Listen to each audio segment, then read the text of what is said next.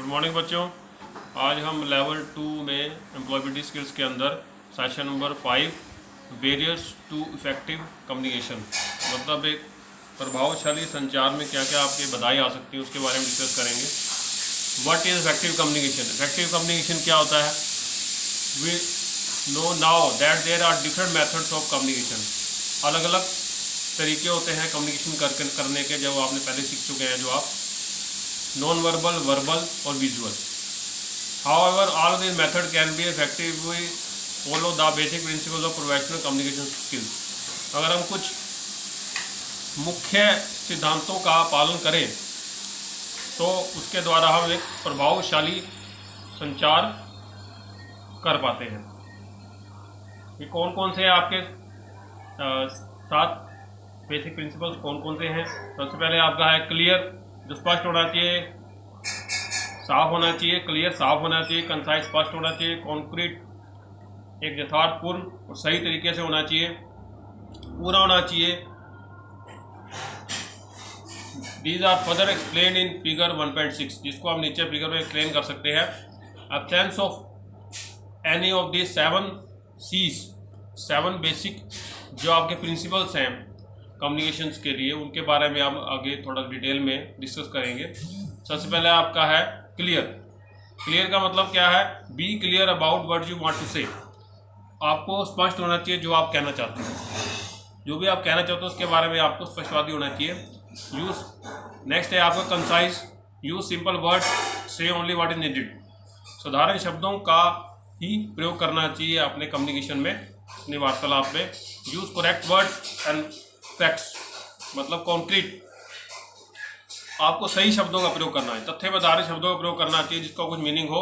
Use special, use correct spelling and grammar, सही शब्दों का प्रयोग करना चाहिए, इसमें कोई स्पेलिंग मिस्टेक नहीं होना चाहिए। Word should make sense and relate to the main topic, मतलब कोहेरेंट। कोहेरेंट का मतलब क्या होता है? Word should make sense and relate to main topic. जो भी आप जिस टॉपिक के बारे में आप कम्युनिकेट कर रहे हो, डिस्कस कर रहे हो, उनका कुछ मीनिंग निकलना चाहिए, उनका कुछ अर्थ होना चाहिए और वो टॉपिक से संबंधित, पार्ट से संबंधित होना चाहिए। Include all the needed information, मतलब सभी प्रकार की सारी इन्फॉर्मेशन आपको प्रयोग करनी चाहिए।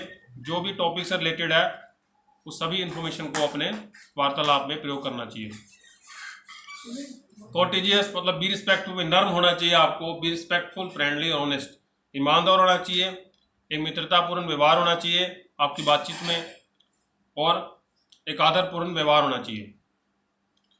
ये तो था आपका 7 C's ऑफ इफेक्टिव कम्युनिकेशन, जो 7 बेसिक प्रिंसिपल्स थे आपके इफेक्टिव कम्युनिकेशंस के। नेक्स्ट है, इसमें जो नेक्स्ट डायग्राम दिया हुआ है आपका, ये है बैरियर्स टू इफेक्टिव कम्युनिकेशन। अब इसमें बताए क्या क्या है, तो लिंग्विस्टिक है, मतलब भाषा संबंधी आपके कम्युनिकेशन में बैरियर हो सकता है, बाधा बन सकती है। सांस्कृतिक संबंधी हो सकती है, शारीरिक और संगठनात्मक एक बैरियर भी हो सकता है। इंटरमेसिक, पारस्परिक भी हो सकता है। पारस्परिक अगर मतभेद होता है पर्सन्स के बीच में, वो भी आपका कम्युनिकेशन में बैरियर होता है। अब बैरियर्स टू इफेक्टिव कम्युनिकेशन में सबसे पहले आपका फिजिकल बैरियर। फिजिकल बैरियर क्या होता है? Physical barrier the environmental natural condition, जो प्राकृतिक और मौसम संबंधी अवस्था पर निर्भर करता है, बेस्ड होता है।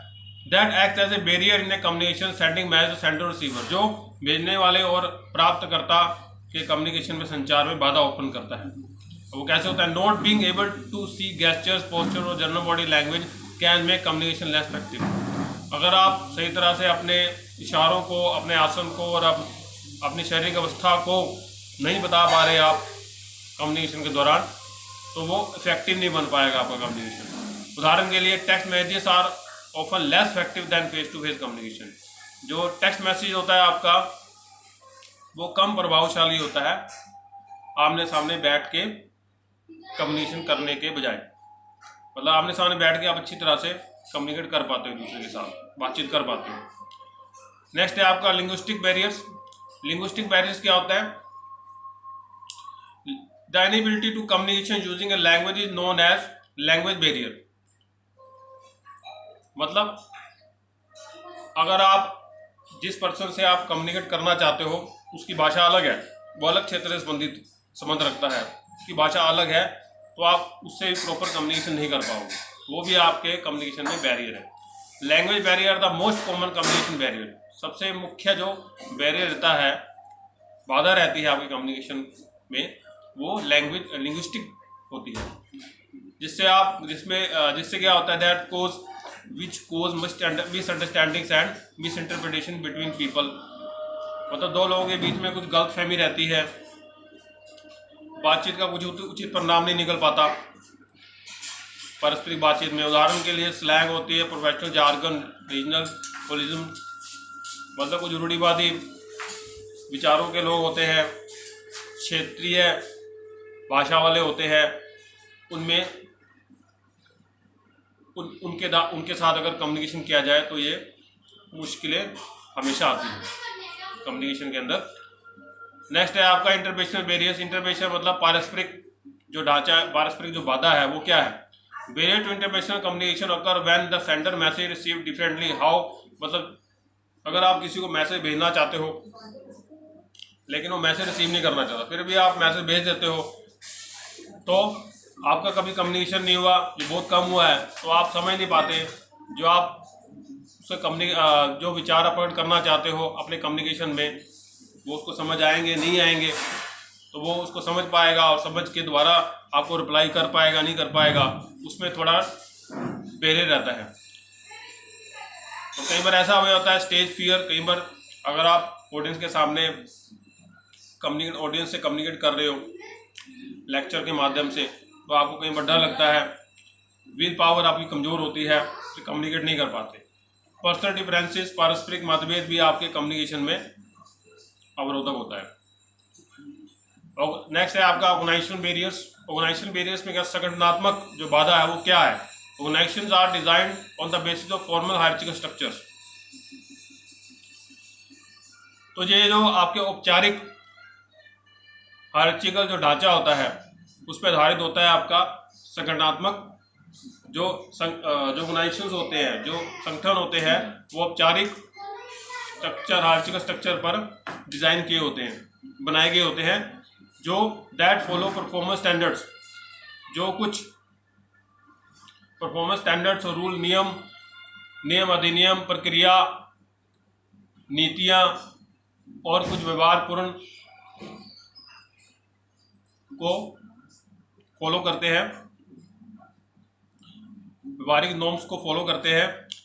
All this affect the free flow of communication in organizations and therefore need to suitability managed. ये सभी चीज़ें संचार के मुक्त प्रवाह को प्रभावित करती हैं ऑर्गेनाइजेशंस के अंदर, इसलिए उनको अच्छी तरह से उनका प्रबंधन किया जाना चाहिए। Superior subordinate relationship in a formal organization structure can be a barrier to free flow of communication. जो अगर हम सुपीरियर सबऑर्डिनेट रिलेशनशिप बनाते हैं तो एक संचार के मुक्त प्रवाह में एक सबसे बड़ी बाधा बन सकती है। औपचारिक संगठनात्मक स्ट्रक्चर में संचार के मुक्त प्रवाह में सबसे बड़ी एक बाधा बन सकती है। आल्सो इससे हमें बचना चाहिए। Also sometimes due to stringent rules the employees find it difficult. अगर आप कोई अपने बिजनेस में सब कड़े रूल, कड़े नियमों को बनाते हैं, जिससे क्या होता है, जो बिजनेस, जो आपके कंपनी में जो एम्प्लॉयज़ है वो कड़े नियमों के कारण एक दूसरे से सही तरीके से बात नहीं कर पाते, एक दूसरे से कम्युनिकेट नहीं कर पाते, डिफिकल्टी महसूस करते हैं, उनको परेशानी होती है उनसे बात करने में। कल्चरल बैरियर में क्या होता है, सांस्कृतिक अगर बाधा आती है, सांस्कृतिक बाधा आपकी कम्युनिकेशन में आती है तो कल्चरल बैरियर से संबंधित होती है। Cultural barriers is when people of different cultures are unable to understand each other customs. Culture barrier सांस्कृतिक बाधा में क्या होता है, अगर अलग अलग संस्कृति के लोग एक दूसरे के रिवाजों को नहीं समझ पाते और इससे क्या होता है, इनकन्वीनियंस होती है, एक दूसरे से बातचीत करने में परेशानी होती है, एक दूसरे की बातों को नहीं समझ पाते प्रॉपर वे में। People sometimes make stereotypical assumptions, कुछ रूढ़िवादी धारणाएं होती हैं अपने कल्चरल बैकग्राउंड को लेके, जिससे भी उनको कम्युनिकेशन करने में बाधा आती है एक दूसरे से, अलग अलग विचार, अलग अलग मतभेद होते हैं अलग अलग चीज़ों के प्रति। Although there are certain barriers to effective communication, बजाय इन सभी बाधाओं के कुछ हम प्रैक्टिस कर सकते हैं, बेस्ट प्रैक्टिस कर सकते हैं अपने कम्युनिकेशन को प्रभावशाली बनाने के लिए। सबसे पहले क्या करना चाहिए, हमें सिंपल लैंग्वेज का प्रयोग करना चाहिए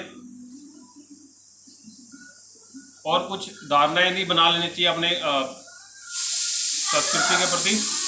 जो भी आपका कल्चर है उसके प्रति अपनी धारणा नहीं बनानी चाहिए, जो भी आपकी भौगोलिक रीजन क्षेत्रीय उसकी धारणा नहीं बनानी चाहिए। अपने कम्युनिकेशन में सिंपल लैंग्वेज का प्रयोग करना चाहिए और जितना हो सके हमें कम्युनिकेट करना चाहिए पर्सन के साथ। यूज विजुअल्स, कुछ फोटो पिक्चर्स का प्रयोग करना चाहिए अपने कम्युनिकेशन में। और हम ट्रांसलेटर का भी प्रयोग कर सकते हैं बीच में। अगर हमें किसी को तमिल लैंग्वेज आती है और हमें हिंदी आती है तो एक पर्सन ऐसा ढूंढना चाहिए जिसको तमिल और हिंदी दोनों आती है, ताकि वो हमारी भाषा को तमिल में ट्रांसलेट करके पूरे पर्सन को बता सके, जिससे ताकि हम उससे कम्युनिकेट कर पाएँ। Be respectful of other opinions, हमें दूसरों के सुझाव का आदर करना चाहिए। ओके।